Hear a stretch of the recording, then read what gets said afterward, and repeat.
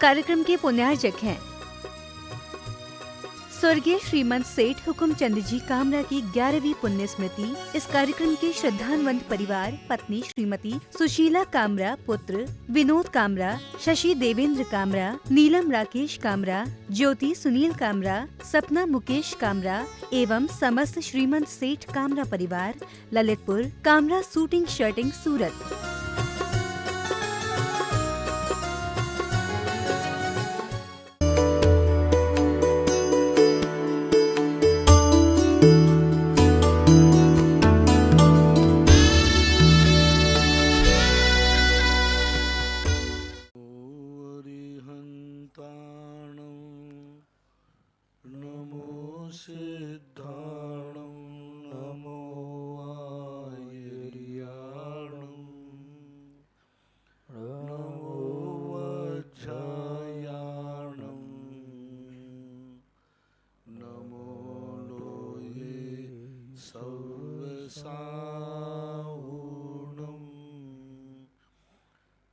पंच परमेष्टि भगवान की जय हो। आचार्य श्री गुरुवर कुंद महाराज की जय हो। आचार्य श्री गुरुवर विद्या सागर महाराज की जय हो। परम पूज्य इंद्रियापक मुनि श्री 108 सुधा सागर जी महाराज की जय। समस्त मुनि संघ की जय। परम पूज्य मुनि श्री निष्कंप सागर जी महाराज की जय। दिल्ली से प्रियंका जनन की जिज्ञासा है, महाराज श्री के चरणों में नमोस्तु। महाराज जी, प्रत्यक्ष ज्ञान के कितने भेद होते हैं और इन भेदों का क्या अर्थ होता है, कृपया सरल भाषा में समझाएं।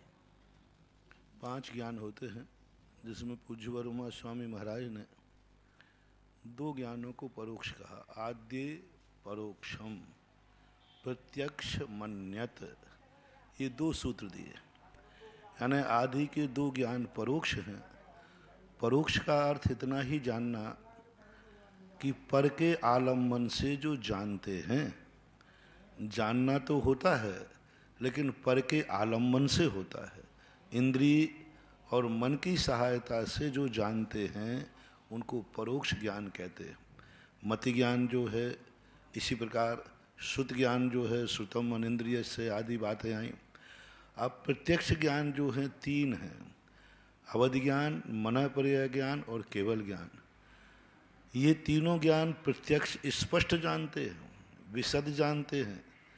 तीनों ज्ञान के जानने में जो जितने पदार्थ को जानता है उतने को वो अपने आप में स्पष्ट जानता है। प्रमेरत्माला में स्पष्ट उल्लेख किया कि अवधि ज्ञान और मनःपर्यय ज्ञान भी विशद ही हैं, बस इसलिए उनको पूर्ण ज्ञान नहीं है कि वे पूर्ण को नहीं जानते, लेकिन जितना जानते हैं उसको स्पष्ट जानते हैं। अवधि ज्ञान का तो सीधा अर्थ है सीमा को जानता है, सीमित जानता है, मात्र रूपी पदार्थ को ही जानता है। अरूपी पदार्थ को अवधि ज्ञान नहीं जानता, लेकिन वो जानता है रूपी को तो बिल्कुल प्रत्यक्ष जानता है, बिना इंद्रिय और मन की सहायता के बिना जानता है। इसकी भी एक ही प्रकार के नहीं, ये अनेक प्रकार का है, 6 प्रकार का होता है।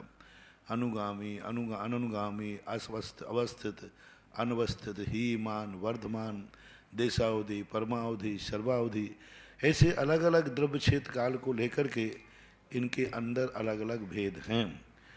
ये अवधि ज्ञान देव और नारकियों के भाव प्रत्यय रूप होता है, मनुष्य और त्रियंचों के क्षयोप समरूप होता है, यानी लब्धि प्रत्यय रूप होता है।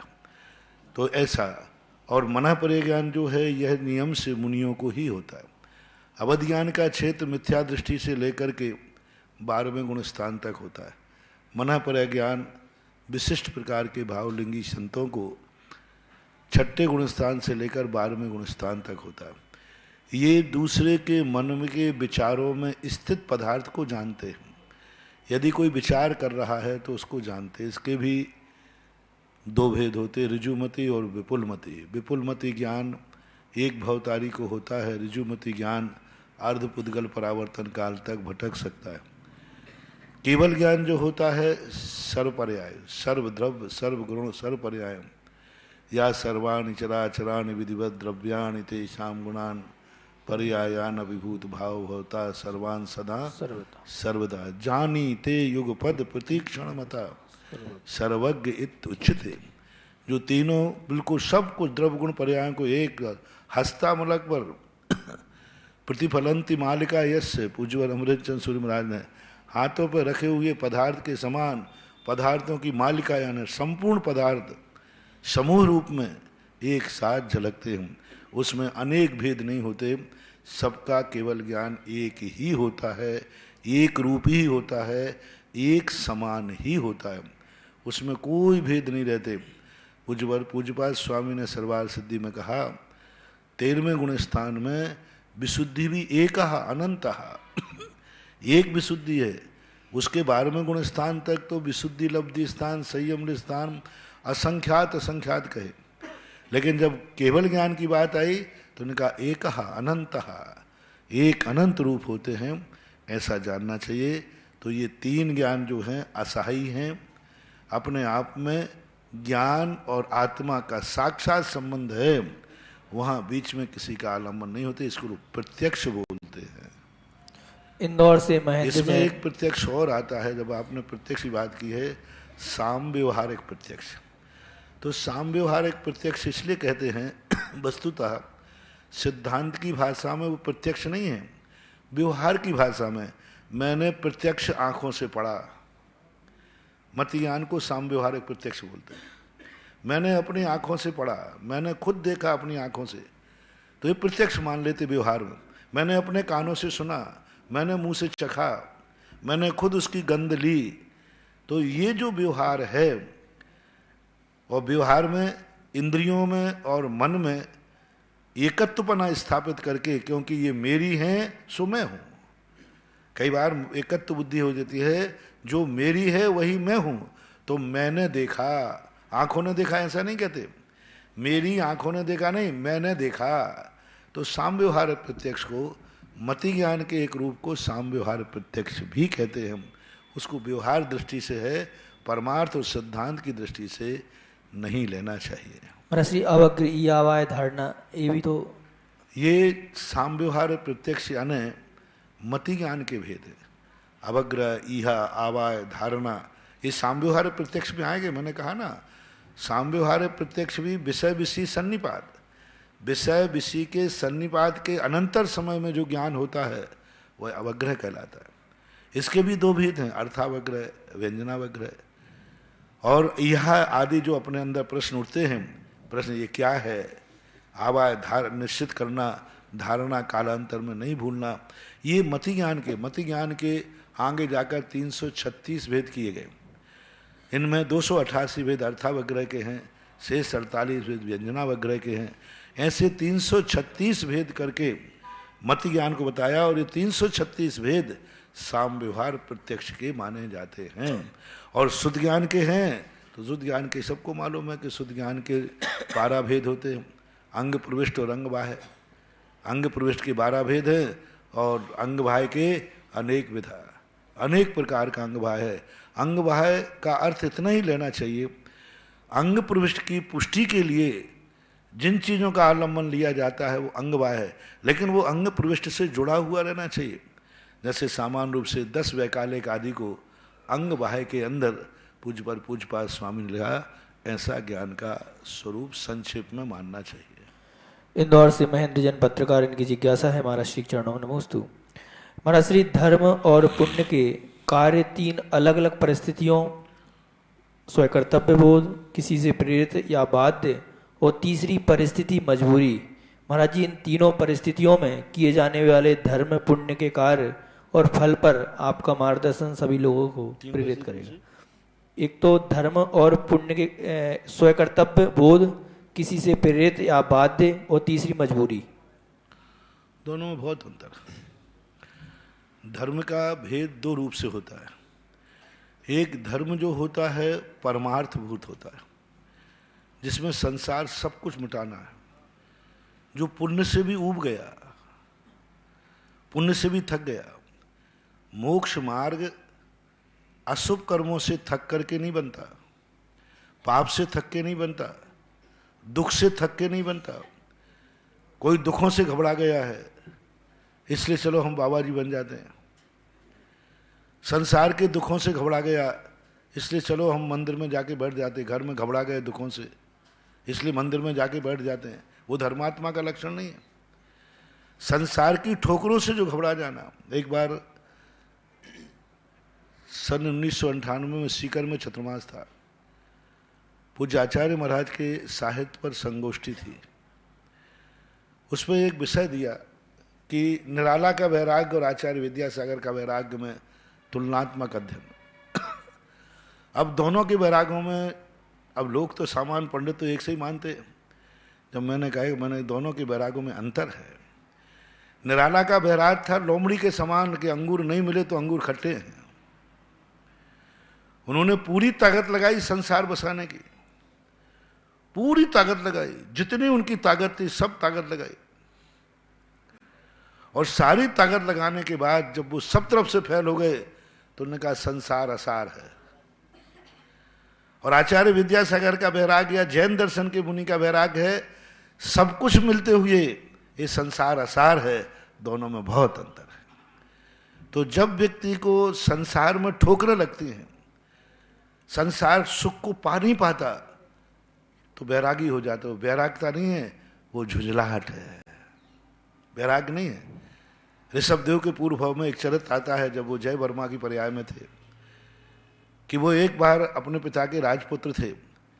पिताजी ने छोटे बेटे को राजगद्दी दे दी। अब बड़ा बेटा जाकर के इतना झुंझला गया, संसार जंगल में चला गया छोड़कर। एक मुनिराज बोले, महाराज जी मुझे दीक्षा दीजिए।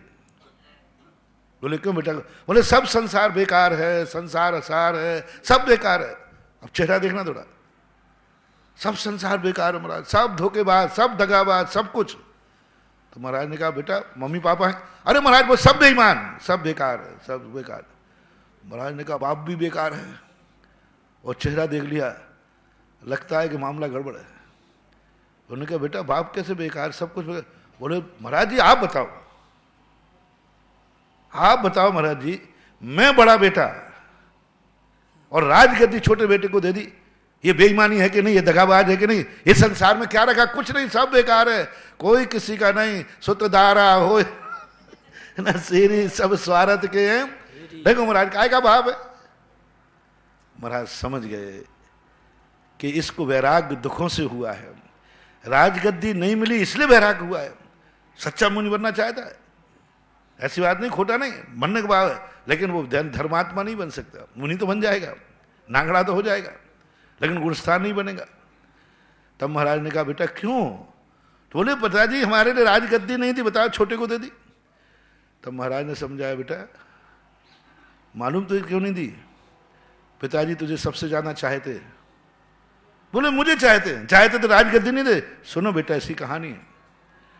पिताजी ने कहा, सोचा मेरा बेटा इतना धर्मात्मा है, इतना अच्छा है, और राजनीति उनने करके देख ली, बहुत गंदी है, बहुत पाप है, नरक का द्वार है, बहुत पाप करने पड़ते हैं, और राजनीति मर जाता तो नरकों में जाते हैं।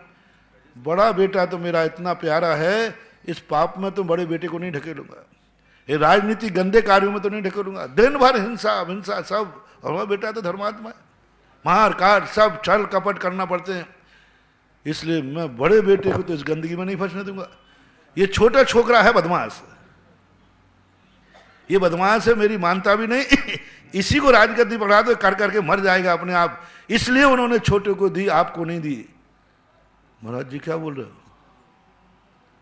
आप सही तो बोल रहे हो, तो क्या मैं झूठ बोलता हूं? ओह बड़ा अनर्थ हो गया, मैंने तो पिताजी के प्रति बहुत बुरे भाव कर लिए। पिताजी का ये भाव था, इतना वैराग को हुआ। यही कुणक के संबंध में आता है कि तेरे पिता जब तुझे बिस्कुटी हुई तो मुंह में रखते थे और तूने उनको जेल में डाल दिया। तो ये चीजें ऐसी हैं कि जब परिस्थिति जन वैराग होता है उसको वैराग्य नहीं कहते। ठोकरें खा करके वैराग लेंगे ना, पुण्य से उब गया, पुण्य से उब गया। भोजन नहीं मिल रहा है इसलिए उपवास कर लिया, भोजन मिलने के बाद भोजन से उब गया, नहीं ये भोजन मुझे नहीं चाहिए, भोजन नहीं चाहिए। पुण्य से उब जाए, वैभव से उब जाए, जयकारों से उब जाए, चारों तरफ से हुकूमत से उब जाए, चारों तरफ से धन दौलत आ रहा है, छुपा रहा है, उससे घबरा जाए, उसको बोलते जैन दर्शन का सम्यक दर्शन। पहले मैं सोचता था कि शास्त्रों में लिखा है कि 2-3 सम्यक दृष्टि रहेंगे। मैंने पता नहीं किसने लिख दिया, इतने सारे तो सम्यक दृष्टि बैठे, सारा संसार भरा है धर्मात्मा। लेकिन जब अब मुझे समझ में आने लगा कि नहीं, 2-3 मिलना भी मुश्किल है। कौन पुण्य से उबा है तो बताओ, कौन जयकारों से उबा है? कौन को लगने लगा कि ये पुण्य मेरा बेकार है? मैं घबरा गया पुण्य से। पाप से सब घबरा जाते, अशुभ कर्मों से सब घबरा जाते, शुभ कर्म से नहीं घबराते। तो सम्यक दृष्टि जो स्वधर्म होता है, वो जब पुण्य से घबरा जाता है, संसार के वैभव से घबरा जाता है। भोजन सामने लगा है, भूख लगी है, फिर भी घबरा है, कितना खाऊं, कब तक खाऊं?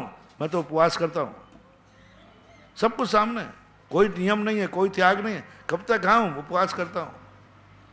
इसको बोलते थे वैराग्य। इसलिए तीनों प्रकार के जो धर्म आपने पूछे, तीनों धर्मों में बहुत अंतर है। स्व प्रेरणा से, स्व चेतना से जो धर्म उत्पन्न होता है उसकी तो होड़ी नहीं। और 2 प्रकार के जो धर्म हैं, इसको मैं निषेध नहीं करूंगा। मजबूरी में भी, मन मार के भी, देखा सीखी भी, दूसरे की जबरदस्ती प्रेरणा से भी व्यक्ति धर्म करता है तो भी मोक्ष मार्ग तो नहीं बनेगा, लेकिन कम से कम नरक और त्रेंच गति से बच जाएगा। पूज्यवर इष्टोपदेश में स्पष्ट रूप से पूज्यपाद स्वामी कहते हैं कि तू बिना मन के भी धर्म करेगा, द्रव्य से भी करेगा, भाव से नहीं करेगा, तो भी कम से कम नरक त्रेंच गति से तो बचेगा, धूप से छाया वाली। और सबसे बड़ा फायदा है धर्म करने से, बिना मन के करो, कुछ भी करो, तुम्हारा कल्याण हो या नहीं हो, लेकिन दूसरे के विनाश से तो बचोगे। किसी ने कहा कि भाई महाराज जी मेरा मन रात में खाने का होता है, आप जबरदस्ती त्याग करा दे तो मैं क्या करूं? मेरा तो मन खाने का होता है और आप पीछे पड़ जाते हो तो मैं आपकी बात टाल नहीं सकता। मैंने त्याग तो कर दिया, लेकिन रात में मेरा मन बहुत खाने का, तो आपके प्रति बुरे भाव करता हूं। कहाँ के महाराज जी के चक्कर में फंस गया मैं, और मेरा मन खाने को होता है और स्वप्न में भी खा लेता हूं मैं। तो मैंने वैसे तो नहीं खाते, नहीं वो तो सौगन है, लेकिन मुझे बुरा, तो मैंने कोई बात नहीं, तू मुझे कोसते रहना तो भी रात में मत खाना। बोले इससे फायदा क्या है? मैंने कि तेरा हित हो या नहीं हो, एक बार के भोजन में जो असंख्यात जीव मरते थे उनका तो कल्याण होगा, वे तो जिंदा रह जाएंगे कम से कम। तो द्रव्य व्रत पालन करने पर, मजबूरी में भी धर्म करने पर एक फायदा है, कम से कम सामने वाले का विनाश नहीं होता। सामने वाले कोई भी हो, चोरी का त्याग कर दिया और तुम्हारा चोरी का भाव होता है, भाव बहुत हो रहा है चोरी का, लेकिन चोरी करूंगा नहीं, मन में भाव द्रव्य से, कम दूसरा लुटने से तो बच जाएगा। तुम्हें तो चोरी का पाप का बंध हो गई, लेकिन दूसरा जो लुट जाता उसको क्लेश होता, उससे तो बच गया। इसलिए मजबूरी में दूसरों की प्रेरणा से भी जो धर्मादि क्रियाएं की जाती हैं उससे फायदा ही है, नुकसान नहीं।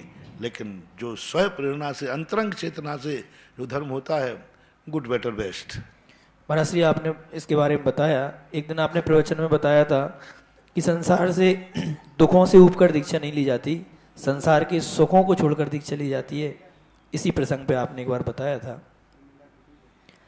बेंगलोर से प्रियंका जैन, इनकी जिज्ञासा है, महाराज श्री के चरणों में नमोस्तु। महाराज श्री आपने भगवान की मुद्रा और भक्तामर की महिमा बताई थी। महाराज श्री मेरी जिज्ञासा है, तो गर्भवती स्त्रियों को भक्तामर के किस श्लोक का जाप करना चाहिए और भगवान की किस मुद्रा का ध्यान लगाना चाहिए? कृपया समाधान करें। किसी नाम से तुम पूछोगे तो मैं नहीं बताऊंगा, जब भक्तांबर की महिमा बताऊंगा तब बता दूंगा कि ये श्लोक एक काम के लिए है, क्योंकि इस रूप में बताना फिर मैं झाड़ा फूकी के अंतर्गत आ जाएगा।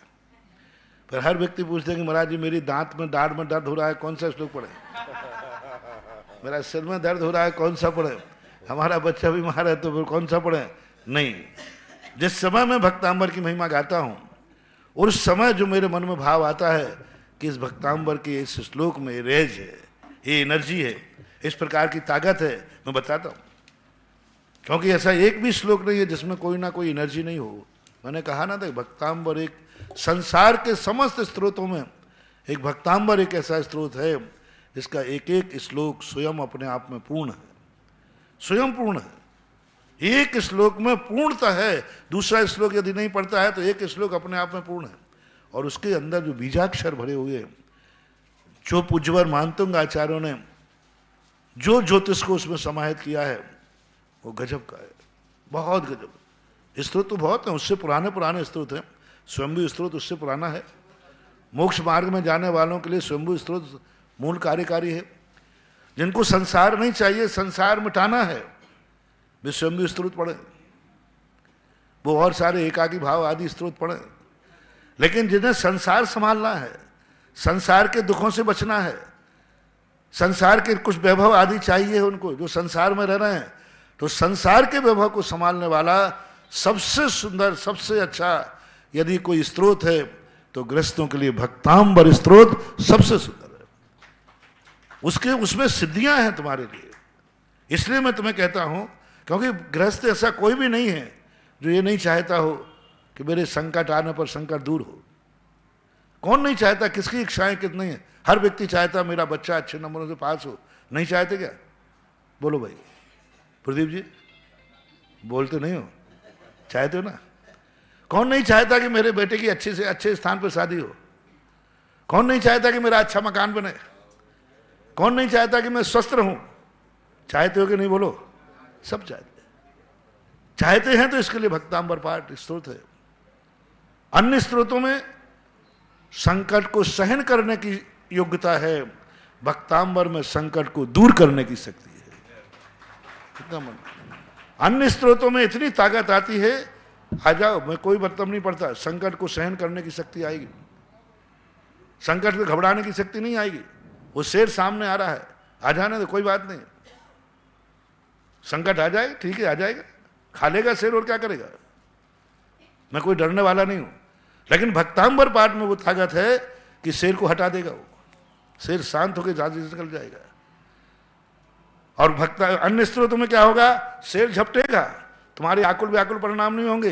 तुम सुकौशल महाराज जैसे केवल ज्ञान प्राप्त कर लो, सर्वार्थ सिद्धि चले जाओ, और धर्म की संसार को रहने में, संभालने के संकट दूर करने में भक्तांबर बहुत ताकतवान स्त्रोत है, बहुत शक्ति उसमें। हर गृहस्थ को, हर बच्चे को भक्तांबर स्त्रोत कंठस्थ होना ही चाहिए। हर महिला को, हर पुरुष को, हर माँ को, बच्चे को जन्म दे रही है माँ, सबसे पहले मैं तो ये कहता हूं, शादी करने से शुरू करूं यदि तुम्हारी गृहस्थी, शादी करने के पहले हर दंपति जो बनना चाहते हैं, लड़के लड़की को भक्तांबर पाठ याद कर लेना चाहिए, क्योंकि आगे जाकर के तुम्हारों के जीवन में कोई भी मुसीबत आ सकती है। माँ बनने के पहले, माँ पिता बाद में बनो, माता पिता बाद में बनो, पहले भक्तांबर का कोर्स करो, भक्तांबर कंठस्थ करो, अर्थ सहित करो तो और अच्छा है माता पिता बनने के पहले। क्योंकि संकट है, बेटा गर्भ में आते ही कितनी चिंताएं होती हैं। बेटा गर्भ में आते ही चिंता होती कि नहीं, गलत नहीं हो जाए, कुछ नहीं हो जाए, स्वस्थ निकले, अच्छा निकले, बढ़िया निकले, उसको तकलीफ नहीं हो। आप भक्तांबर, आपके पास शक्ति है हर क्रिया के लिए। आप व्यापार करने जा रहे हैं, व्यापार दुकान बाद में को लिए, पहले भक्तांबर स्तोत्र का पाठ करना सीखिए। आप बच्चे को पढ़ने भेज रहे कम से कम उसको भक्तांबर याद करा के भेजिए। हॉस्टल में जा रहा है, भक्तांबर के पढ़ना, कुछ भी हो सकता है, कोई भी कैटनप कर सकता है, कोई भी कुछ बिगाड़ सकता है। आप बच्चे को भक्तांबर पाठ करके भेजिए, कम से कम इतना कोर्स मेरी तरफ से करा दीजिए। आप बच्चे को जहां भेजें, लंदन भेजें, दुनिया में कहीं भेजें, मात्र इतना कोर्स करा दीजिए कि उसको जाने के पहले भक्तांबर याद करा दीजिए और कह दीजिए जब तेरे मन में कोई संकट आवे तो भाई भक्तांबर का पाठ कर लेना, ये स्त्रोत मुझे हमारे गुरु ने दिया था और इसको लेके जा। बेटी को विदा करते हो ससुराल में अनेक प्रकार के संकट आ सकते हैं। एक अनजाने घर में, आज प्रातः काल मैंने बोला था, कुछ मत दे के भेजो उसको, एक भक्तांबर स्त्रोत याद करा के भेजो। बेटी भक्तांबर पाठ को लेके जा, कोई भी स्थिति पड़े उस समय भक्तांबर ही तेरा सहारा होगा।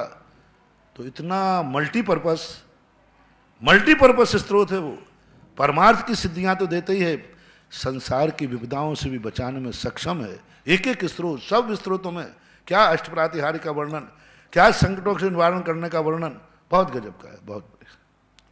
नसीराबाद से अशोक जैन इनकी जिज्ञासा है, महाराज श्री के चरणों में नमोस्तु। महाराज श्री, क्या चारण रिद्धिधारी मुनि महाराज भी क्षुधा वेदना से पीड़ित होते हैं तथा इसके निवारण के लिए ही वे आहार लेते हैं, अथवा श्रावक की नवदा भक्ति से प्रेरित होकर आहार के बहाने केवल उस पर अनुग्रह करने के लिए, आहार करने के लिए ये उपक्रम करते हैं? कृपया समाधान। चारण रिद्धिधारी महाराज बराबर आहार की इच्छा होती है, क्योंकि क्षुधा वेदनी कर्म है। पूज्यवर रविशरण महाराज ने पद्म पुराण के अंदर चारण रिद्धिधारी मुनिराजों का वर्णन किया है और वे मुनिराज कुलभूषण देशभूषण का भी है। रामचंद्र जी ने भी चारण रिद्धिधारी युगल मुनिराजों को हार दिया, ऐसा पूज्यवर रविशरण महाराज ने दिया। बहुत सारे उदाहरण हैं।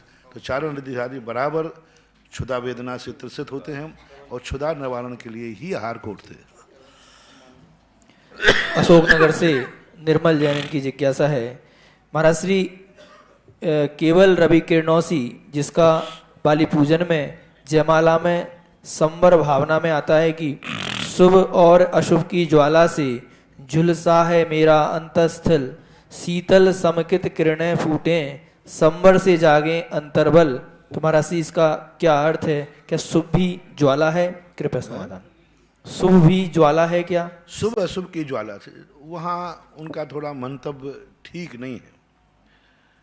वहाँ पर ही लिखना चाहिए संसार के शुभ का अर्थ लेना ना, ये जो सब संसार का वैभव, पुण्य का उदय, पुण्य पाप फल माही हरख बिलखो मत भाई, यह पुद्गल पर जाए उपज बिन सेथिर नाही। हालांकि लेखक का अभिप्राय खोटा है, 100% खोटा है, क्योंकि इस लेखक से मैंने खुद प्रश्न उत्तर करके पूछवाया था, पर इनके अभिप्राय खोटे ही निकले। लेकिन वहाँ शुभ अशुभ का अर्थ ले सकते हो पुण्य और पाप। पुण्य पाप अलग चीज है, पुण्य पाप क्रिया अलग चीज है। शुभ भाव हमारे जैन दर्शन में संसार के कारण नहीं है, शुभ उपयोग संसार का कारण नहीं है। पूज्यवर अमृतचंद सूरी महाराज ने स्पष्ट अपनी आध्यात्मिक टीका में इसको क्षयोपम भाव घोषित किया। जो मुनिराज, जो श्रावक सम्यक दृष्टि क्षयोपम दशा में विश्राम कर रहे हैं, क्षायक नहीं प्राप्त हो गए, क्षयोपम में विश्रांत दशा उन्होंने कही, उस समय उन्होंने मोक्ष मार्ग की व्याख्या बनाई। तो शुभ उपयोग जो जैन दर्शन में मोक्ष मार्ग का हेतु है, ज्वाला नहीं है, अग्नि नहीं है। शुभ भाव हमेशा परमार्थ सूचक होते हैं, उसमें भी शुभ योग और शुभ उपयोग। शुभ उपयोग तो नियम से चौथे गुण स्थान से ही होता है। पूज्यवर जयसेन स्वामी महाराज ने स्पष्ट उल्लेख किया, चौथे गुण स्थान के नीचे शुभ उपयोग नहीं होता, शुभ उपयोग चौथे गुण स्थान से चालू होता है। वहाँ संसार का कोई सवाल ही नहीं है। ये एकांत परक व्याख्या है, पर आप यहाँ यदि करना ही है, क्योंकि पूजा एक थोड़ी भावुक है, भाव प्रधान है, अच्छे भाव लग जाते हैं, तो वहाँ लेना शुभ अशुभ यानी पुण्य पाप की ज्वाला में, यानी पुण्य के उदय से वैभव मिल गया, उसमें भी चल रहा है। एक को नरक मिला, एक को स्वर्ग मिला। स्वर्ग में वृक्षों की चाहे में दह रहा है और नरकों में असाता की ज्वाला में दह रहा है। तो हमारे यहाँ अध्यात्म ग्रंथों में पुण्य और पाप को, स्वर्ग और नरक को, नर नारकादि पर्यायों को एक समान ही गिना जाता है। तो इतनी द्रावड़ी प्राणायाम से यदि आप करते हो तो ठीक, अन्यथा इस पूजा को करने के बाद कई लोगों ने पूजा करना छोड़ दिया, इस पूजा करने के बाद कई लोगों ने द्रव्य चढ़ाना छोड़ दिया, इस पूजा करने के बाद कई लोगों ने अभिषेक करना छोड़ दिया, इस पूजा को करने के बाद मुनियों को आहार देना छोड़ दिया, इस पूजा करने के बाद लोगों ने माला फेरना छोड़ दिया, इस पूजा को करने के बाद लोगों ने पुण्य की सारी क्रियाएं छोड़ दी। इस पूजा को पढ़ने के बाद, इस पूजा को पढ़ने के बाद लोग द्रव्य चढ़ाना बंद कर देते हैं, जिस पूजा को अभिषेक में मन नहीं लगता उनका, माला फेरना छोड़ दिया इस पूजा को पढ़ने के बाद, क्योंकि इस पूजा के अंदर कुछ ऐसी बातें लिखी हैं जिसमें बहुत बुरा है। इसी पूजा के भावों के समर्थन करने वाले एक पंडित हुए, उन्होंने एक ऐसा लिखा कि जब सम्यक दृष्टि जीव मंदिर में प्रवेश करता है तो उसे ऐसे लगता है जैसे मैं अग्नि के भट्टे में प्रवेश कर रहा हूं, और घर में जब प्रवेश करता है तो ऐसे लगता है जैसे सम्यक दृष्टि अपने आप में स्वभाव में प्रवेश कर रहा है। यानी भोग निर्जरा के कारण है। कैसी मति मारी, सम्यक दृष्टि के भोग तो निर्जरा के कारण है और सम्यक दृष्टि की शुभ क्रियाएं बंद के कारण है। सम्यक दृष्टि की कैसी विपरीत भाव है। कुंद कुंद स्वामी की भाषा को लोग समझ नहीं पा रहे हैं, इसलिए ऐसा होता है। भाव तो गलत ही है। ऑनलाइन जिज्ञासाओं के बाद यहाँ उपस्थित सभी श्रावक श्रावकाएं और जिनवाणी चैनल और सुधा कनश चैनल के माध्यम से देख रहे देश विदेश के सभी श्रावक श्रावकाओं की ओर से परम पूज्य श्री के चरणों में कोटिशः नमोस्तु नमोस्तु नमोस्तु गुरुवर। आज की प्रथम जिज्ञासा के लिए आमंत्रित कर रहा हूँ श्री चक्रेश कुमार जी जैन मेहरोनी और तैयार रहेंगी श्रीमती बेबी जी नायक जबलपुर। दिगंबर जैन समाज मेहरोनी की ओर से महाराज के द्वय चरणों में नमोस्तु नमोस्तु नमोस्तु। महाराज श्री, हमारी दो जिज्ञासाएं हैं। प्रथम तो पर्युषण पर्व और दक्षिण पर्व में क्या अंतर है, और द्वितीय बाजपूज भगवान भागलपुर से ही पांचों कल्याणक हुए, उनके मंदारगिरी से हुए, इसमें हम स्पष्टीकरण चाहते हैं कि भागलपुर से हुए या मंदारगिरी से भी हुए। पर्युषण पर्व और दशलाक्षण पर्व, पर्युषण पर्व श्वेतांबरों का एक पर्यायवाची शब्द है। 8 दिन के श्वेतांबर लोग मनाते हैं, उनको पर्युषण बोलते हैं, दशलाक्षण नहीं बोलते। दिगंबर जो 10 दिन के मनाते हैं उनको दशलाक्षण पर्व बोलते, पर्युषण नहीं बोलते। हमारे शास्त्रों में दशलाक्षण धर्म आते हैं, पर्युषण नहीं आते। श्वेतांबरों में दशलाक्षण शब्द नहीं आता, पर्युषण आते। तो पर्युषण श्वेतांबरों के यहाँ कहलाते जो 8 दिन के होते हैं, जो दशलाक्षण पर्व के अपने शुरू होते हैं और वहाँ उनके खत्म होते हैं। तो ऐसा मान उनके 8 दिन के और यहाँ 7-10 दिन के होते हैं। मंदारगिरी और चंपापुरी एक ही चीज़ है, क्योंकि चंपागुरु कोई ज़्यादा दूर नहीं है।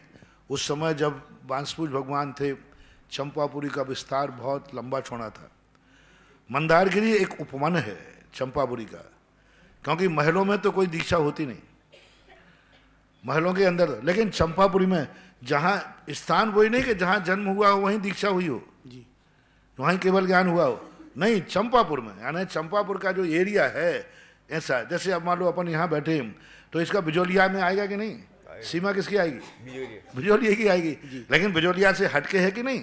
तो मंदारगिरी पहले चंपापुर ही थी, इसलिए पांचों तीर्थंकर, पांचों कल्याणक अपने आप नियोग पूर्वक बांसपूज भगवान के एक ही चंपापुर से हुए। नमस्ते। बेबी जी नायक माइक लीजिए। अरे आपका नाम बोल दिया था, माइक लो ना।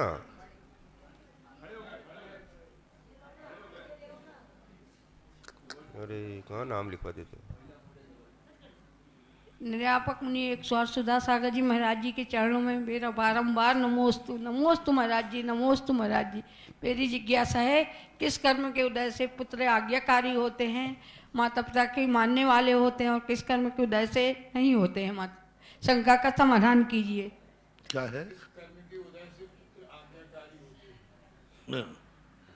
किस कर्म के उदय से आज्ञाकारी होते? पूर्व जन्म में जब व्यक्ति कोई अपनी संतान को निस्वार्थ प्रेम करता है, उनके जीवन को उत्थान के लिए सोचता है, अपने स्वार्थ के लिए उनको जन्म नहीं देता, उनका भाव होता है मेरा पुत्र अपने जीवन में एक अच्छे कुल में मेरे यहाँ जन्म लेवे, मैं इसलिए अपने यहाँ जन्म देता हूँ इससे, क्योंकि हमारा धर्म अच्छा धर्म है, आचरण अच्छे हैं, आचार विचार अच्छे हैं। ऐसे में और जब व्यक्ति निस्वार्थी हो जाता है तो कुछ संतान होती है। और सीधी बात है, जैसा उसने अपने माँ बाप के साथ किया वैसे बेटे उसके पास करेंगे। यदि माँ बाप के साथ आज्ञाकारी होंगे तो बेटे भी आज्ञाकारी होंगे। तो ऐसा परस्पर में योग बनता है। तैयार रहेंगे ठाकुर परम सिंह जी बादशाह सागर। और बंधुओं, आज हमारे बीच में अखिल भारतवर्षीय दिगंबर जैन तीर्थ क्षेत्र कमेटी के उपाध्यक्ष श्रीमान प्रदीप कुमार जी साहब, जो कि आगरा दिगंबर जैन समाज के अध्यक्ष भी हैं, और श्रीमान सुरेश कुमार जी जैन, जो कि चांसलर तीर्थंकर श्री महावीर यूनिवर्सिटी मुरादाबाद। तो दोनों बंधुओं से मैं निवेदन कर रहा हूँ, पधारे परम पूज्य श्री से नमोस्तु करके आशीर्वाद प्राप्त करें। और श्रीमान प्रदीप सिंह जी साहब अपनी जिज्ञासा भी इसके बाद नमोस्तु करें। और तीर्थ क्षेत्र कमेटी के श्रीमान नरेंद्र कुमार जी बगड़ा, मंत्री सुरेश जी लोहाड़े से निवेदन करूंगा, दोनों पदाधिकारी का मुकुटमाला तिलक लगा के एक छोटा सा सम्मान तीर्थ क्षेत्र कमेटी की ओर से करेंगे। छोटा सा सम्मान सर। जिज्ञासा भी आप जिज्ञासा तब तक हाँ आप कर ले, उसके बाद फिर प्रदीप सिंह जी साहब करेंगे। समस्त सागर क्षत्रिय समाज की ओर से नमोस्तु महाराज जी। महाराज जी, मैं क्षत्रिय समाज से हूँ, 4-5 वर्ष से आपका प्रवचन बराबर सुन रहा हूँ। तो ऐसा कौन सा वो असर पड़ गया महाराज जी कि मैं जैन धर्म से जुड़ गया हूँ। सुबह धोती दुपट्टा पहन के मंदिर जाता हूँ और आलू प्याज रात्रि भोजन त्याग कर दिया है। जय हो। महाराज जी, मैं आपको ही सबसे ज़्यादा चाहता हूँ संसार में, और किसी को नहीं। आज मुझे बहुत खुशी हो रही है। ऐसा कौन सा पुराना कर्म है महाराज जी, और आगे ऐसा कौन सा प्रभावक होगा कि आगे चल के कौन सा परिणाम आएगा? ये तो निश्चित हो जाएगा कि या तो तुम पूर्व भाव के जैनी थे, कहीं जैन कुल में तुमने कोई थोड़ी बहुत यहाँ वहाँ की गड़बड़ी की होगी तो साइड में। और ये भी पक्का हो गया, यदि आपने वर्तमान संभाल लिया कि जैन धर्म से आपका अनुराग हुआ, और अनुराग ही नहीं हुआ, आचरण में भी आपने उतारने का भाव किया कि हम रात्रि भोजन नहीं करेंगे, आलू प्याज नहीं खाएंगे, भगवान का दर्शन करेंगे, तो ये होनहार निश्चित बता रही है कि बस अगला भाव किसी जैन के यहाँ ही तुम्हारा जन्म होगा। हमारे शास्त्रों में ऐसे सैकड़ों उदाहरण हैं। हमारे यहाँ एक सेठ सुदर्शन हुए, वे पूर्व भाव में ग्वाले थे। एक सेठ के यहाँ पशुओं को ग्वाले का काम करते थे। ग्वाला जो काम करता है ना, पशु दूध दोहना, चराने ले जाना, उनके यहाँ वो कार्य करता था, जीवन भर कार्य का ग्वाला बन करके। और सेठ जी को मंदिर जाते देखता था, वो रात में नहीं खाते थे, पानी छान के पीता था, भक्ष नहीं खाते थे। तो वो सेठ जी से इतना प्रेम करता था कि जो सेठ जी भोजन करते थे उसी प्रकार का उसने भोजन का नियम ले लिया। वो भी मंदिर के दर्शन करने लगा, रात्रि भोजन उसने त्याग दिया, और उसने भाव किया। अंत में जाकर वह एक सेठ के यहाँ सुदर्शन नाम के पुत्र पैदा हुआ, ग्वाला। उसके पहले ग्वाला था, और फिर वो सेठ सुदर्शन, और सेठ सुदर्शन तो सब कहानी जानते हैं। तो ऐसा हो जाता है, बस तैयारी करो, तुम्हारा किसी जैन कुल का रजिस्ट्रेशन हो चुका है। अपनी जिज्ञासा रखेंगे और उसके बाद तैयार रहेंगी श्रीमती रसीली जी पाटनी भीलवाड़ा। नमोस्तु महाराज, नमोस्तु महाराज, नमोस्तु महाराज। आगरा दिगंबर जैन समाज की तरफ से नमोस्तु। और आपकी बहुत ही सभी लोगों को इच्छा है कि महाराज जी को आगरा आए हुए बहुत समय हो गया, एक बार जरूर आगरा पधारने का कृपा करें। और उत्तर प्रदेश में गए हुए तो आपको बहुत टाइम हो गया, और राजस्थान में रहते हुए बहुत टाइम हो गया तो थोड़ी सी कृपा उत्तर प्रदेश के लिए भी होनी चाहिए महाराज जी। एक निवेदन। दूसरा जिज्ञासा समाधान है कि सम्यक दृष्टि जीव की महाराज क्या पहचान है, और क्या इनकी कोई संख्या भी निर्धारित होती है कि इतनी संख्या सम्यक दृष्टियों की होगी? सम्यक दृष्टियों की संख्या का निर्धारण एक उत्कृष्ट रूप से और मध्यम रूप से कहा जाता है कि सम्यक दृष्टि पूरे 29 अंक प्रमाण मनुष्यों की संख्या का निर्धारण है। भरत क्षेत्र का अलग से नहीं कर सकते। ये जो 2-3 आया है, ऐसा 2-3 का अर्थ है अल्प है। अपन कहते भाई इक्के दुक्के व्यक्ति मिलते हैं, तो इक्के दुक्के का अर्थ एक और दो नहीं, विरले, बहुत कम मिलते हैं। सम्यक दृष्टि की परिभाषा जो अभी मैंने बताई थी प्रारंभ में ऑनलाइन के प्रश्न के जवाब में, जब व्यक्ति पुण्य से उबने लग जाता है, जब व्यक्ति को लगने लग जाता है कि संसार का वैभव, पुण्य आदि, ये राजपाट आदि, ये मेरे लिए विनाश का कारण है, हम इसमें उलझते जा रहे हैं, फंसते जा रहे हैं, ये मीठा जहर है।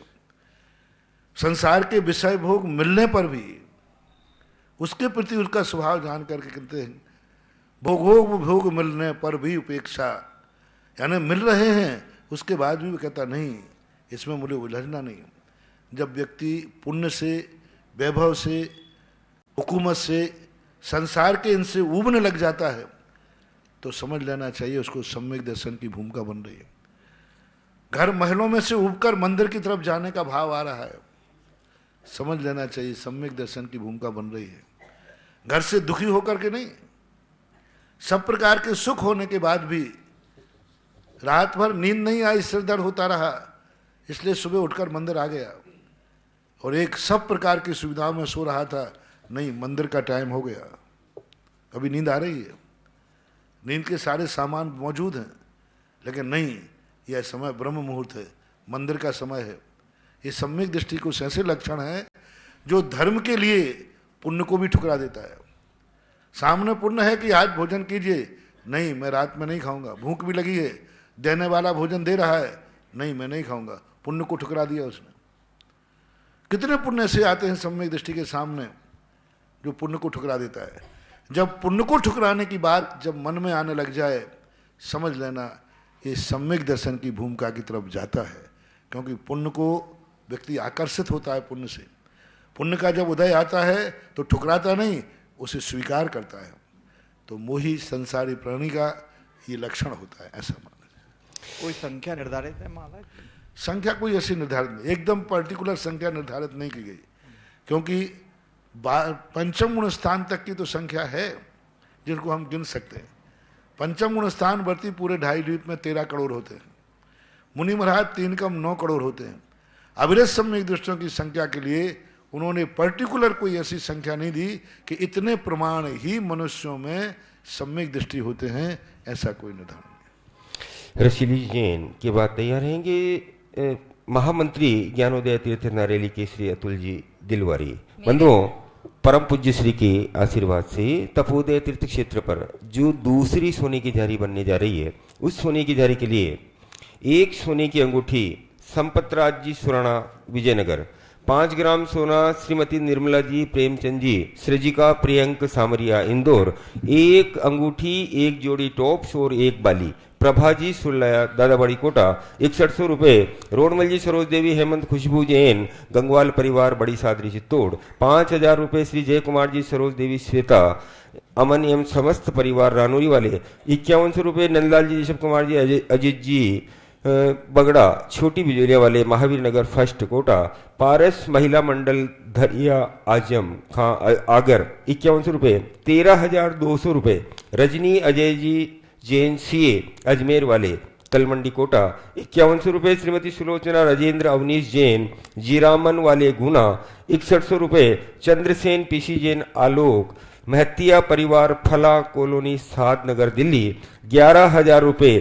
कमल काला सीमा मनीष श्वेता जैन जयपुर 5100 रुपये। जतनलाल चंपा देवी संजय कुमार चापानेरी वाले आमेठ 5100 रुपये। स्नेहलता शैलेंद्र सुमन रूपेश दीक्षा जैन बाकीवाल परिवार मानसरोवर जयपुर 11000 रुपये। दिनेश जी अलका जी जैन द्वारका दिल्ली 5100 रुपये। पूर्वांग जैन संभवी जैन छिपट्टी कन्नौज 5100 रुपये। राजेंद्र मंजू अमित सचिन जैन कृष्णा कॉलोनी आगरा 5100 रुपये। उत्तम चंद जी जैन नगर छिपट्टी कन्नौज 5100 रुपये। स्वर्गीय श्री प्रेमचंद जी की पुण्य स्मृति में श्रीमती सरोज देवी जैन सपरिवार घाटमपुर कानपुर नगर 5100 रुपये।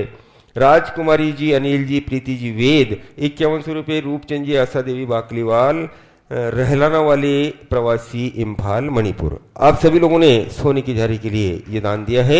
आप सभी के दान की अनुमोदना जिज्ञासा रखेंगी। मेरे मेरा आराध्य गुरुवर श्री सुधा सागर जी महाराज को मेरा और मेरे पाटली परिवार का पूरा 3 बार नमोस्तु नमोस्तु नमोस्तु। महाराज जी, देशना और देशना लब्धि में क्या अंतर है? देशना तो हमारे गुरुजी से मिल जाती है, वो देशना लब्धि का क्या तात्पर्य है? ये मेरा शंका का समाधान कीजिए। देशना का अर्थ होता है सुनना कोई भी सुन सकता है। लब्धि का अर्थ होता है उसको प्राप्त कर लेना, धारणा बना लेना, अपने जीवन में उतार देना। इसलिए देशना लब्धि यानी प्राप्ति। जो गुरु ने या शास्त्रों में कहा है वह मुझे सत्य प्रतीत हो गया है।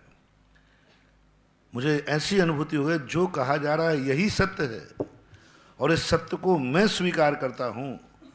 ऐसी अनुभूति जब हो जाती है उसको देशना लब्धि बोलते हैं। जैसे कोई भी उपदेश शास्त्रों में पढ़ा, साधु के मुख से सुना और अंदर से एक आवाज़ आई यही सत्य है जो महाराज कह रहे हैं, यही सत्य है जो इसमें लिखा है और मेरी आत्मा इस सत्य को स्वीकार करती है।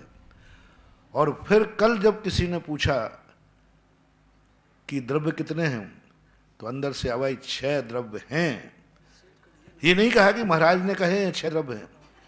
जब तक वो कह रहा है शास्त्रों में कहे हैं 6 द्रव्य हैं, तब तक देशना है। और जिस दिन वो कहे 6 द्रव्य हैं तो देशना लब्धि है। जैसे तुमसे कहा कि भाई सिद्धालय में भगवान सिद्ध परमेष्ठी बैठे, हाँ शास्त्रों में लिखा है कि सिद्ध भगवान सिद्धालय में बैठे हैं, तो ये देशना है। और शास्त्र गौण कर दिया, अंतर से आवाज आई नहीं सिद्ध परमेष्ठी सिद्धालय में हैं। जब हैं की अनुभूति हो जाती है तो वो लब्धि बन जाती है। और जब रेफरेंस होता है कि हमने वहाँ सुना था कि ऐसा है, मैंने सुना है कि मुनि बनने से मोक्ष होता है, शास्त्रों में लिखा है कि मुनि बनने से मोक्ष होता है, बीच में शास्त्र आ रहा है, ये देशना है। नहीं, मुनि बनने से ही मोक्ष होता है, ऐसी अंदर की प्रतीति आ जाती है तो वो देशना लब्धि कहलाती है। नमोस्तु गुरु, नमोस्तु। महामंत्री ज्ञानोदय और उसके बाद तैयार रहेंगी श्रीमती सुधा जी पटवारी बिजोरिया। मेरे गुरुवर के चरणों में मेरा और मेरे परिवार का शत नमन। गुरुवर, मेरी 2 जिज्ञासा हैं। प्रथम जिज्ञासा ये है, गुरुवर आप ज्ञान के अपार भंडार हैं। हम सब समस्त राजस्थान वासी ये चाहते हैं कि आचार्य भगवान के चरण राजस्थान प्रदेश में पढ़ें। जय हो, जय हो। गुरुवर, आपसे हम ये चाहते हैं, ऐसी क्या युक्ति, क्या उपाय हो सकता है कि आचार्य भगवान के चरण राजस्थान में, ये सब राजस्थान वासियों का बड़ों को किसी मंत्र, किसी युक्ति से भस्म करना, अपनी शक्ति को भस्म करना है, इसलिए उपद्रव मैं नहीं कर सकता। क्योंकि बड़ों को भस्म नहीं किया जाता, बड़ों की बात भक्ति की जा सकती है, प्रार्थना की जा सकती है, और भक्ति के भस्म हो जाए। युक्ति से, नीति से बड़ों को भस्म नहीं किया जाता है। युक्ति और नीति से तो बच्चों को भस्म किया जाता है, छोटों को भस्म किया जाता है। युक्ति से, नीति से बड़ों के लिए कोई युक्ति और नीति का प्रयोग नहीं किया जाता। वहाँ तो मात्र भक्ति और प्रार्थना ही उपयोग में लाई जाती है। दूसरी जिज्ञासा गुरुवर ये है, कई वर्ष पहले, और तुमने राजस्थान का कहा इतने दिन से, तो अभी प्रदीप जी कहते महाराज आगरा पधारो। मैं इतने दिनों से, मेरा दिमाग अभी बिल्कुल पूरा ठीक है, इसलिए मैं आगरा की तरफ अभी मुख करने का सोच नहीं रहा हूं, क्योंकि मेरा दिमाग बिल्कुल अभी पूरा ठीक है एकदम। आई कह रहे फिर मुजफ्फरनगर मुरादाबाद, मुरादाबाद। हाँ ठीक है, ठीक है। गुरुवार द्वितीय जिज्ञासा ये है, कई वर्ष पहले नारेली, ज्ञानोदय तीर्थ क्षेत्र नारेली में अच्छी तरह हमें ध्यान है कि कई बार कर्मचारियों को देने के लिए तनख्वाह भी नहीं हुआ करती थी। अधिकारीगण हम अपने घर से लेके तनख्वाह देते थे, फिर बाद में मिलती थे। आपकी कृपया से गत 2-2.5 साल पहले जब से मुनि सूरनाथ भगवान का समोशरण नारेली ज्ञानोदय तीर्थ क्षेत्र पर विराजमान हुआ है, तब से गुरुवर हजारों की लाखों की संख्या के अंदर भक्तगण आ रहे हैं, और पैसे की तो खैर कहीं कोई कमी नहीं है। इसी तरह से ज्ञानोदय में आपके द्वारा आदेशित कई आगे भी भविष्य में नंदीश्वर, समोशरण, गुफा मंदिर, मेरू, इस तरह की भावी भव्य योजनाएं हैं, तो ये सब पूर्ण हो जाएंगी। तो महाराज जी, ये जब समोशरण मुनि सूरनाथ भगवान का आते ही इतनी ज़्यादा वैभवता आ गई है क्षेत्र पर, तो ये सब पूर्ण हो जाएंगी, तो इसका क्या स्वरूप रहेगा? ये तुम्हारे ज्ञानोदय की नहीं, ये पूरे राजस्थान के ही हाल है। मैंने 1994 में सांगानेर से शुरू किया था। वहाँ की हालत ये थी कि एक मालिन थी, वो मेरे पास लाई इतना सा 100 ग्राम चावल। बोले महाराज इतने से चावल में मैं खा के पूरे मंदिर में झाड़ू कैसे लगाऊं, और ये मुझे 100 रुपया देते हैं। तो मैंने कमेटी से कहा भैया इसका पेट मत काटो, 100 रुपया देते हैं। तो बोले गुरुजी हमारे साल भर की 800 की इनकम है, 400 की आप इंतजाम और करा दो अभी। यानी 100 रुपया देते हैं, तो बोले मेरे पास 1200 तो इकट्ठे करूं पहले मैं। और आज वहां देखो किस प्रकार की सबकी, बिजोलिया इससे कम इसमें नहीं है। बिजोलिया भी जब मैं आया था शुरू में, तब मैंने 1-2 कर्मचारी चर्चा आई, तो बोला महाराज अभी तो सद्दालाल का ही वेतन देना बाकी है। एक सद्दालाल जी थे, वही चपरासी थे, वही मालिक थे, वही राष्ट्रपति थे, सब कुछ वही थे। तो सब क्षेत्रों के हाल यही स्थिति थी क्षेत्रों की। और ज्ञानोदय क्षेत्र में मुनि सुब्रतनाथ भगवान का तो कुछ वैभव ही ऐसा है, उनकी शक्ति ऐसी है, उसकी एनर्जी ऐसी है, वो जिस भूमि पर बैठ जाएगी वही भूमि विश्व की ऊंचाइयों को छू लेगी। वो मूर्ति में ऐसी ताकत है, वो शक्ति है ऐसी अपने आप में, उस मूर्ति की अलौकिक संरचना, अलौकिक प्रकार की उसकी एनर्जी है। वो ज्ञानोदय तीर्थ क्षेत्र हो सकता है। पहले मैंने एक बार कहा था ना, मैं यही सोचता था कि ज्ञानोदय तीर्थ क्षेत्र इतना बड़ा क्यों बनाया जा रहा है, क्यों बना रहा हूं, क्या करेंगे इस क्षेत्र का, 500 बीघा जमीन का क्या मतलब निकलने वाला है। बिफोर टाइम मुझे इसलिए भेजा था यहाँ पर कि मैं राजस्थान में कोई क्षेत्र ही नहीं है जहां मैं बैठ सकूं।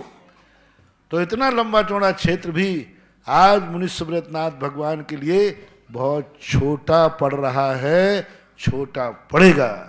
और जैसे जैसे निकल जाएंगे, एक दिन ज्ञानोदय तीर्थ में 1000 कमरों की धर्मशाला भी कम पड़ेगी, वो भी हर दिन हाउसफुल रहेगी। ऐसा वैभव उसका बनने वाला है।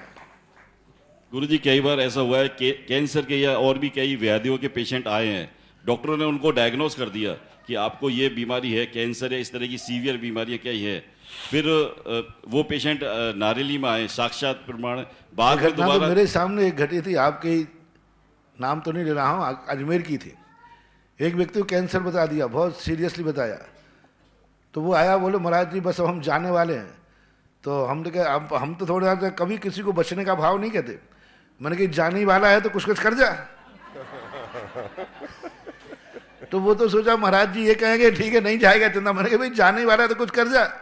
तो वो ये मान के पूरी ताकत लगा दी, उसने एक सोने की झाड़ी पूरी अकेली बोल दी, 800 ग्राम की सोने की झाड़ी बोला, क्योंकि वो उसने ये मान के बोली कभी लौट के तो अब आना है ही नहीं। और वो बम्बई पहुंचा, यहाँ झाड़ी बोल गया और बम्बई ने कहा तुझे कैंसर है ही नहीं, वापस जाए। जय हो जय हो। अब वो कहता महाराज जी ये बताओ, सारे डॉक्टरों ने उसी बम्बई में जाकर के बायोप्सी होती क्या होती, सब में कैंसर आ गया। तो मैंने कहा बेटा और कुछ नहीं है, वो सोने की झाड़ी तूने यहाँ बोली ना, उसने वो बायोप्सी गायब करा दी। जय हो जय हो। फिर मैंने कहा ये कब आभार में भी बोल दे, बोले अब तो जिंदा रहने अब कैसे बोल दूं। महाराज जी 2 साल हो गए इस बात को, वो आज पूरी तरह स्वस्थ है आपके आशीर्वाद से, पूरी तरह से स्वस्थ है, कोई बीमारी कभी कोई निकली नहीं, बहुत स्वस्थ है महाराज आज। नमस्ते। श्रीमती सुधा जी पटवारी के बाद तैयार रहेंगे श्री राजेश जी कालाचांद जी खेड़ी। बंधुओं, परम पूज्य श्री के आशीर्वाद से कल यहाँ पर असीम कालीन भक्तामर विधान प्रारंभ हो चुका है और आज जिन लोगों ने विधान में अपनी स्वीकृति दी है, स्वर्गीय चंपालाल जी की पुण्य स्मृति में पवन कुमार प्रतीक जैन नोहर कला वाले ललितपुर, श्री अनिल सुनीता अमित प्रियंका गीता देवी ब्रह्मचारिणी डॉक्टर आराधना जैन, एक गुप्त नाम है भानपुरा से, संजय अल्पेश जैन कलकत्ता, प्रदीप मोना सचिन नितिन जिनेन्द्र जैन कलकत्ता। और परम पूज्य श्री के आशीर्वाद से जो सहस्त्रकूट जिनालय बनने जा रहा है उसमें एक प्रतिमा विराजमान करने का सौभाग्य प्राप्त किया है। स्वर्गीय श्री प्रेमचंद जी पांड्या की स्मृति में धर्मपत्नी मनोरमा देवी नरेंद्र राहुल हार्दिक यथार्थ जैन पांड्या परिवार शरणका वाले, एक प्रतिमा विमल प्रसाद उर्मिला जैन कोयला वाले सिकंदराबाद, एक प्रतिमा राजकुमार जी विजय लक्ष्मी राजेश मेघना एवं समस्त ठोलिया परिवार सुभाष नगर जयपुर, सभी के पुण्य की अनुमोदना जिज्ञासा रखेंगे। गुरु भगवान के चरणों में कोटि से नमन। महाराज जी, जैसे जैसे आप आत्म तत्व में संवेदना को बढ़ाते चले जाएंगे, रुचि को बढ़ाते चले जाएंगे, आपके अंदर विषयों की रुचि घटती चली जाएगी, आपका मन विकारों से मुक्त होता चला जाएगा। तो जब मन विकारों से मुक्त हो जाएगा तो आप अपने आप में स्थिर हो जाएंगे, मन में स्थिर हो जाएंगे। तो मेरा क्वेश्चन है महाराज जी कि संवेदना को कैसे क्या, संवेदना 2 प्रकार की होती है, कैसे घटाएं? एक परानुमुखी संवेदना होती है, व्यक्ति अपने प्रति तो संवेदनशील होता है, दूसरों के प्रति निर्दयी होता है। आपने किसी चोर को देखा, दूसरे के यहाँ चोरी करता है और जब उसके यहाँ चोरी हो तो भागता है, दूसरे को मारता है, जब उससे कोई मारने दौड़ता है तो भागता है। तो व्यक्ति संवेदनशील होना चाहिए, लेकिन दूसरों के लिए होना चाहिए। अपने लिए व्यक्ति संवेदनशील है तो जितना जितना व्यक्ति स्व संवेदनशीलता से रहित होता जाएगा, नियम से उसकी व्यापकता बढ़ती जाएगी। उसके मन में अपने आप में आ जाएगा कि मेरे लिए नहीं, संसार के लिए। तो यहाँ संवेदनशीलता का अर्थ है स्वार्थ। जितना व्यक्ति स्वार्थी होता जाएगा उतना उतना वो निर्दयी होता जाएगा, और जितना व्यक्ति निस्वार्थी होता जाएगा, किसी भी वस्तु को देखेगा तो अपने लिए नहीं देखेगा, इसलिए नहीं देख रहा है कि मेरे काम ये आ जाए, इसलिए देख रहा है कि शायद मैं इसके काम आ जाऊं। हम नीचे साधु नीचे देख के चल रहा है, इसलिए नहीं कि कोई बिच्छू मुझे ना काट खाए, इसलिए चल रहा हूं कि कोई मेरे पैर से जीव न कुचल जाए। तो कितना अंतर आ गया। एक व्यक्ति देख रहा है कि शायद यहाँ कोई व्यक्ति मेरे काम आ जाए, और एक व्यक्ति देख रहा है कि शायद मैं किसी के काम आ जाऊं। एक व्यक्ति किसी व्यक्ति की संगति कर रहा है कि शायद संकट में मेरे काम आएगा, वो इसलिए कर रहा है कि शायद मैं किसी के संकट में काम आ जाऊं। आज प्रातः काल के प्रवचन में यही हमने कहा था कि घर गृहस्थी के अंदर हर व्यक्ति यूज करना चाहता है। माँ बाप कहता है बेटा मेरे काम आएगा, ये नहीं सोचता है कि मैं किससे काम आऊंगा। परिवार में यदि हर व्यक्ति ये सोच ले कि मैं अपने परिवार के किसी काम में आ सकूं, और हर व्यक्ति ये सोचने लग जाएगा, तो उसी के लिए राम राज्य कहते हैं, सज्जुग कहते हैं, अच्छा युग कहते हैं। तो यहाँ संवेदनशील का अर्थ है कि व्यक्ति जितना संवेदनशील से रहित हो जाएगा, जितना स्वार्थ से रहित हो जाएगा, उतना ही व्यक्ति परमार्थ की तरफ चला जाएगा, उतना ही ज्यादा वह विकारों से दूसरे को शोषण नहीं करेगा, दूसरे का उपयोग नहीं करेगा, दूसरे के लिए जिंदगी बर्बाद नहीं करेगा, और राग और देश से ऊपर उठ करके वो ज्ञायक स्वभाव की तरफ चला जाएगा।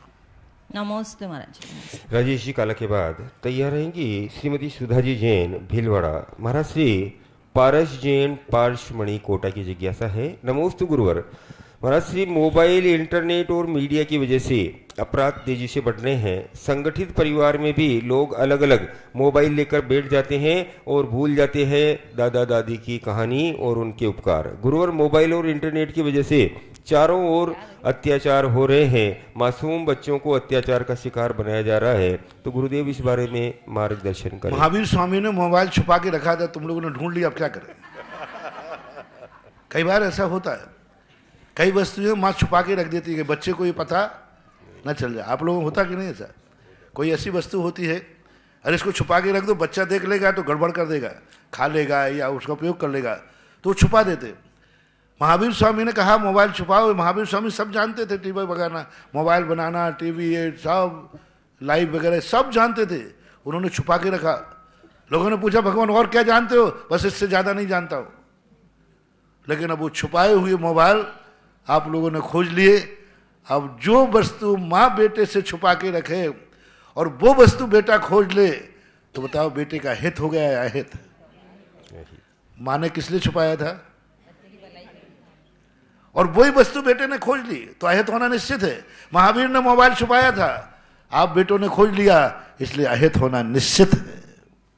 इतनी जितनी अभी विज्ञान के आविष्कार है, जिस विज्ञान को तुम बोल रहे हो, यही विज्ञान तुम्हारी जिंदगी को एक दिन ऐसे चौराहे पर लाके खड़ा कर देगा जहां तुम कहीं के भी नहीं रहोगे। इतना तुम्हें अभ्यस्त कर देगा, इतना तुम्हें सब तरफ से सुविधाएं, आकर्षण दे देगा कि जैसे वो पतंगा होता है ना, जब लाइट जलती है तो उसे दुनिया नहीं दिखती, बस उसे लाइट दिखती है, हेलोजन दिखता है। और हेलोजन का इतना आकर्षण होता है कि वो एकदम हेलोजन के पास जाकर मर जाता है। हेलोजन के समान है और आप लोग पतंगे के समान हो, आपका विनाश निश्चित है, क्योंकि हेलोजन के अलावा पतंगे को कुछ नहीं दिखता, सब अंधकार दिखता है। और धीरे धीरे करके उसी पतंगे की हेलोजन से मौत होती है। आज विज्ञान तुम्हें उस बीमारियों के ऊपर, उन समस्याओं के बीच में जाके खड़ा कर देगा जहां विज्ञान हाथ ऊंचे कर देगा। अब हम कुछ नहीं कर सकते, ना तो लौटा सकते हैं, क्योंकि तुमने एक पतंगा लाइट को देखने के बाद उसको अंधा हो जाता है। अपन ही देख लो, यदि कोई तेज लाइट को देखने के बाद दूसरी तरफ देखते हैं तो अंधा हो जाता है, कुछ दिखता ही नहीं। अब वो पतंगा कहता मैं जाऊं कहां? जब दूसरी तरफ देख रहा हूं तो मुझे अंधेरा दिख रहा है, वहां तो एक लाइट दिख रही है, बस है। इसी प्रकार वैज्ञानिक तरीकों में आप इतने फंस जाओगे कि मैं कहां लौट के जाऊं। अब लौट के जाता हूं तो जिंदगी नहीं बनेगी। आज हम तुमसे कहें कि मोबाइल के बिना जी के दिखाओ, नहीं जी सकोगे। बोले मरोगे, बोले मर जाऊंगा तो मर जाऊंगा, अब उसके बिना नहीं जी सकते।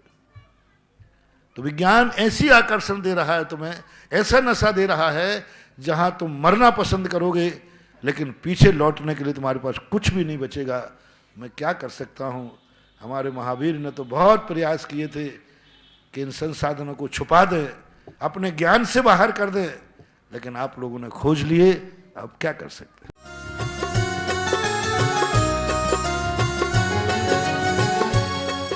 इस कार्यक्रम के पुण्यायोजक थे स्वर्गीय श्रीमंत सेठ हुकुमचंद जी कामरा की 11वीं पुण्य स्मृति। इस कार्यक्रम के श्रद्धान्वित परिवार पत्नी श्रीमती सुशीला कामरा, पुत्र विनोद कामरा, शशि देवेंद्र कामरा, नीलम राकेश कामरा, ज्योति सुनील कामरा, सपना मुकेश कामरा एवं समस्त श्रीमंत सेठ कामरा परिवार, ललितपुर, कामरा शूटिंग शर्टिंग, सूरत।